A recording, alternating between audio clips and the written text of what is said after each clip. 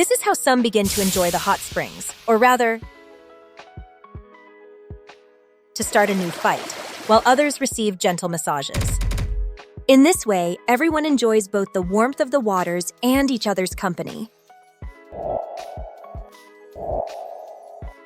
At another moment, the dragoness and Pisceus argue to see who will scrub the queen's sword. Meanwhile, in another corner, Gigi tells Annie that she feels her power is more fluid, asking if it's because the power of her lineage is already under control. The girl answers that yes, and that it was Elizabeth who helped her awaken the full strength of her blood. Elif asks what it's like after the awakening, and if she can show her new form. Annie replies that yes, she only needs to concentrate. And after a few seconds, she manages to take on her demonic form, completely transforming her body. She explains that, in that state, both her magical power and physical condition increase dramatically. Her pupils become demonic eyes, and she becomes even more powerful. But as a disadvantage, she cannot use puppet magic for a while. Gigi, upon hearing this, comments that it is a very powerful ability, and that she has now reached the Demon King class. She assures that there are no limits to what Annie will achieve in the future. Annie nods and states that if it weren't for the queen, she would never have reached that state. Gigi adds that the same happened to her. If it weren't for the hero, who illuminated her path in Tai Chi, she would still be occupied with trivial matters, with her strength stagnant. For that reason, she declares that they cannot disappoint either the queen or the hero, and that they must stop the enemy invasion. Annie agrees and explains that she now uses her eyes to detect magical powers more than 10 kilometers away. While they converse, Elif hides under the water, reflecting with envy. All of them have received the same blessing and reached the rank of Demon King, except her. Gigi asks if something is wrong because she senses Elif's energy is disordered. The elf replies that during the elves' clan event, the K and Q cards were missing.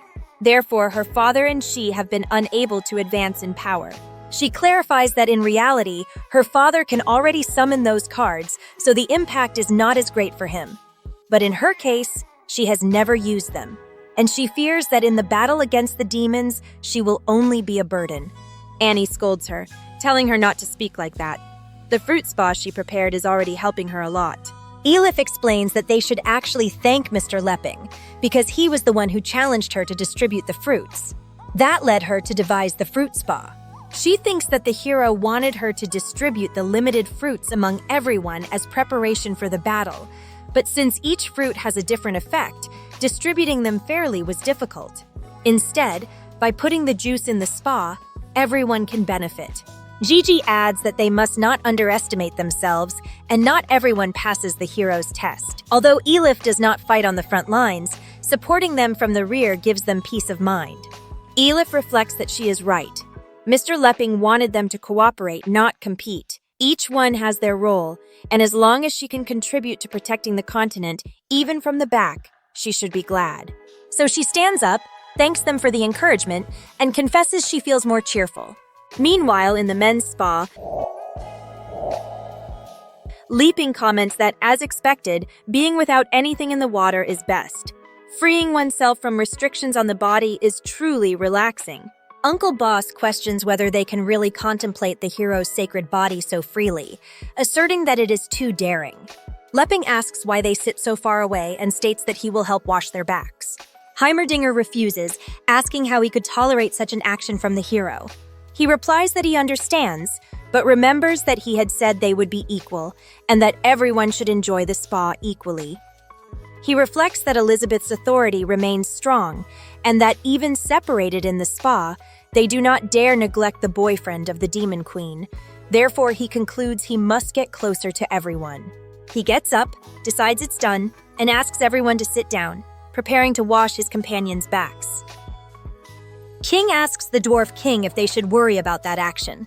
The king replies that it is unnecessary, that it is enough to follow the hero's instructions, since surely his disposition has a purpose. Lepping announces that the foam is ready and that they will begin. However, from his shadow, which was previously normal, more arms than he possesses emerge, forcing everyone to turn to look at him. Thus, it is revealed that a god hides behind Lepping, and the hero asks them to enjoy what he is about to do. That leaves everyone somewhat terrified.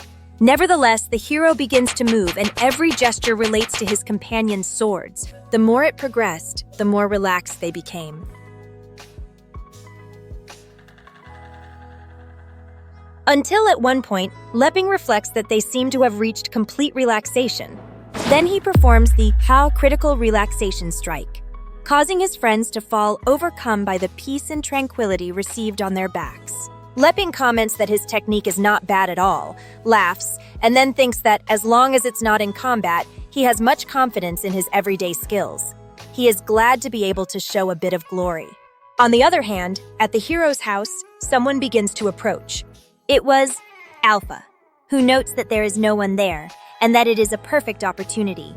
It is revealed that the sacred sword suffered a soul swap by abyssal magic. But he was not alone. The system informs him that many of his items were swapped by that damned hero, and asks that they capture his main base while he is away. Alpha also appears in spectral form and warns that they should be careful because there are many uncertain presences inside the house. The possessing soul questions that warning, asserting that they overthink things, that it is already on a higher level, and that, apart from Elizabeth, no one else could be a threat. However, the little dog appears, and Alpha reveals that that being is called Wankai, whose power is second only to Elizabeth's. He asks him to be careful.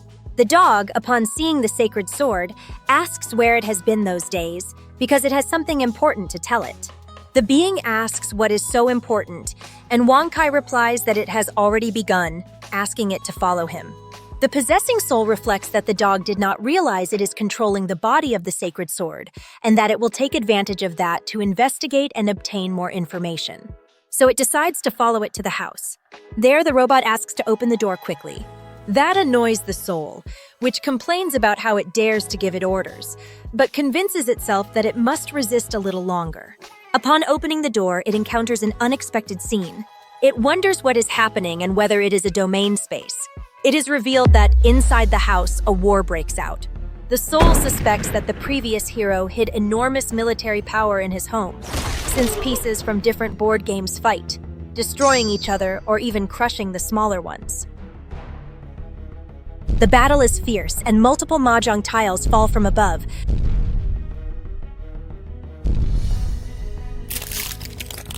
trapping other board pieces and forming a hand. As a consequence, those pieces disappear.